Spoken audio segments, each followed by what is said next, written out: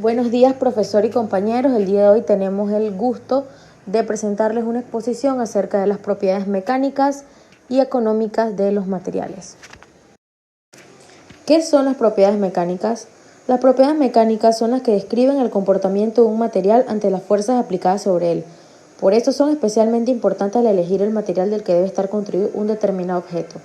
Entre ellas podemos mencionar estas que vamos a estar desarrollando a través de la exposición, que son ductilidad, elasticidad, higroscopicidad, hendibilidad y resiliencia. Se conoce como ductilidad a la propiedad de aquellos materiales que bajo la acción de una fuerza pueden deformarse sin llegar a romperse. Estos materiales, como ciertos metales o asfaltos, se conocen como dúctiles. En cambio, los materiales que no poseen esta propiedad se califican como frágiles. Esto quiere decir que los materiales dúctiles pueden experimentar importantes deformaciones antes de romperse, mientras que los frágiles se rompen casi sin deformación. Los materiales dúctiles toleran métodos de fabricación por deformación plástica y soportan una mayor cantidad de uso, ya que se deforman antes de romperse. Es necesario aplicar una gran fuerza para romper un material dúctil. Sus átomos pueden deslizarse unos sobre otros, estirando el material sin romperse. Algunos ejemplos de materiales dúctiles son el oro, la plata, el acero, el hierro, el estaño y el aluminio. Elasticidad. El material vuelve a su configuración inicial una vez cesa la carga. Deformación elástica es aquella totalmente recuperable una vez cesa su causa. Está relacionado con la rigidez del material y con la fuerza de las ligaciones interatómicas. Módulo de elasticidad. Se puede apreciar el ratio entre la tensión aplicada y la deformación elástica resultante. Para esto las siguientes fórmulas. Continuando con el módulo de elasticidad elástico lineal, que la mayoría de los materiales, está la ley de Hooke. Para materiales elásticos la tensión es lineal proporcional a la deformación y dependiente del tiempo, como se puede apreciar en la imagen. Elástico lineal para la mayoría de los materiales, elástico no lineal, hormigón y muchos polímeros. En estos está el módulo tangente, que es la verificación de tensiones límites, el módulo secante, con la verificación de deformaciones en servicio. Los factores que afectan el módulo de elasticidad son la temperatura, la porosidad y la humedad.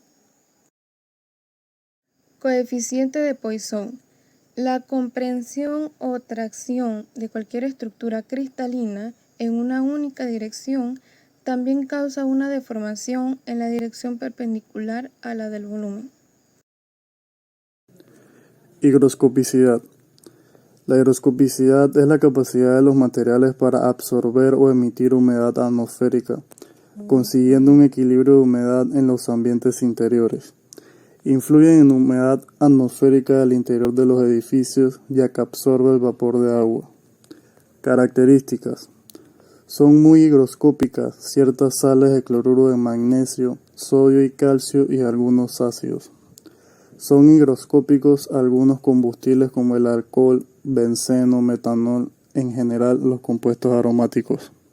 Los acabados y revestimientos, cuanto más naturales sean, mayor será la absorción de humedad que realicen. Los muros externos, construidos con materiales de gran higroscopicidad y con un espesor de 60 centímetros, mantienen un elevado grado de humedad. Cuanto mayor sea la temperatura de la superficie de los interiores, más cantidad de vapor de agua podrán emitir los materiales.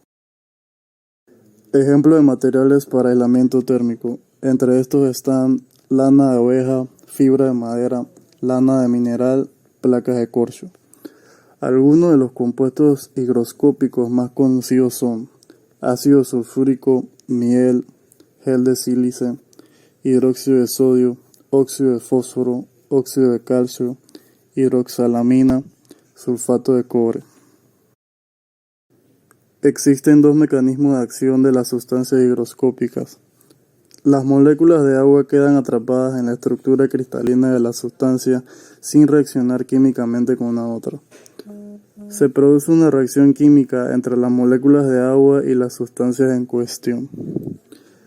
La higroscopicidad se mide mediante esta fórmula: peso saturado menos peso seco entre el peso seco por 100. La hendibilidad es la propiedad que presentan las maderas de poder romperse fácilmente a lo largo de las fibras por separación de estas mediante un esfuerzo de tracción transversal. Esta cualidad importa más cuando se trata de hacer leña, en cambio es perjudicial cuando la pieza se une por clavos o tornillos a través de otras adyacentes. ¿Qué es la resiliencia de los materiales? Es la propiedad de un material que permite que recupere su forma o posición original después de ser sometido a una fuerza de doblado, teniendo en cuenta la fatiga del mismo para poder determinar el estiramiento o comprensión de éste. Esta cualidad es importante para determinar la utilización de materiales para distintas aplicaciones en el ámbito de la ingeniería.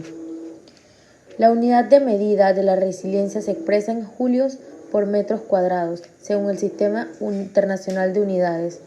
Otra unidad muy empleada en ingeniería es el kilopondio metro por centímetro cuadrado, la cual es útil en distintos materiales. La diferencia entre la tenacidad y la resiliencia. Ahora bien, es muy importante conocer bien la diferencia, ya que son términos parecidos y puede llevar a errores, lo que puede suponer fallas en los materiales que se fabriquen y en los ensayos entonces serían erróneos. La tenacidad es una medida de la habilidad de un material para absorber energía sin fractura. Esta puede sobrepasar su resiliencia. Mientras que la resiliencia es la propiedad que mide la habilidad de un material para absorber energía sin deformación plástica o permanente, por lo cual mientras más resiliente sea un material, más elasticidad y flexibilidad tendrá. Dentro de los ejemplos de materiales resilientes podemos encontrar, como lo vemos en el gráfico, de los diversos materiales de amortiguamiento y su porciento de recuperación. Podemos observar las tiras de papel, el tablero honeycomb de 2 pulgadas y de 0.5 pulgadas, el polietileno negro de densidad media, el polietileno espumado y entre otros, como lo podemos observar en la tabla. Propiedades económicas de los materiales. Se refieren a los costes de un material desde su obtención y su transporte al lugar de fabricación o modificación del mismo, hasta el de consumo y la disponibilidad del material en el momento que se necesita.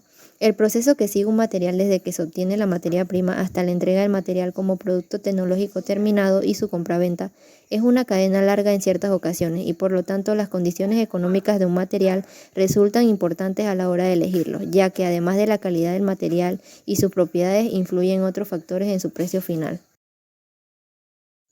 Entre los motivos por los que puede verse afectado el precio de un material están: costes derivados de la obtención. A veces el material es muy difícil de obtener, como en el caso del oro, ya que el alto precio en parte se debe a su escasez en la naturaleza y la dificultad para obtenerlo, porque para esto se construyen plataformas de excavación de túneles con grandes costes. En cambio, hay otros materiales que son más fáciles de obtener y por lo tanto su precio no es alto.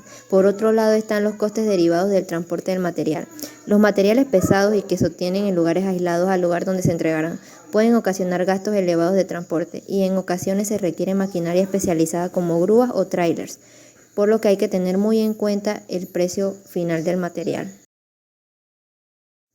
Costes derivados de la fabricación. Cuanto menos favorables sean las propiedades tecnológicas de los materiales, las herramientas necesarias para su tallado, fusión, forja o mecanizado serán más sofisticadas o requerirán mayor consumo energético, por lo que es otro factor que influye en el precio. Por otro lado están los costes derivados de la compraventa. Aquí pueden entrar en juego los precios que en parte decide el comerciante y varían con cada proveedor, los gastos derivados de la transacción financiera y los impuestos sobre el valor añadido aplicables en cada región o país.